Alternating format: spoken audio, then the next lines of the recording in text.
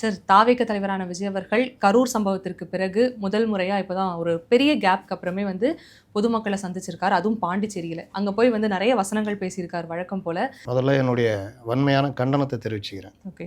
ஏன்னா பாண்டிச்சேரி பற்றி அவர் பேசும்பொழுது அரவிந்தர் ஆசிரமம், பாரதியார் இங்கேருந்து அங்கே போய் சுதந்திர போராட்ட காலத்தில் அவர் தங்கி இருந்தது, பாரதிதாசன் பிறந்த மண் இப்படிலாம் சொல்கிறாரு. ஆனால் ஒன்று முக்கியமாக சொல்ல விட்டுட்டார். எது எது சார்? எங்கள் அண்ணன் புஷி பிறந்த ஊர்.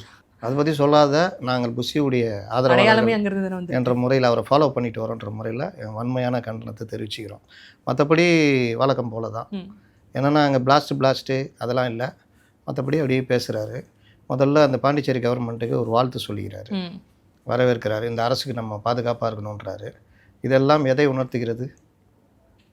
கரெக்டாக சொல்லுங்கள் பார்ப்போம். எதை சார்? அவர் யார் கூட இருக்கார் ரங்கசாமி?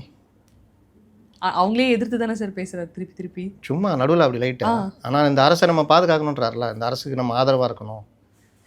அப்போ இந்த அரசு யார் கூட இருக்குது? அந்த அரசு என்டிஏ கூட இருக்குதுங்க. அப்போ அவர் யாரை இது பண்ணுறாரு? அங்கே போனால் நீ அந்த கவர்மெண்ட்டெல்லாம் அட்டாக் பண்ணி பேசணும்.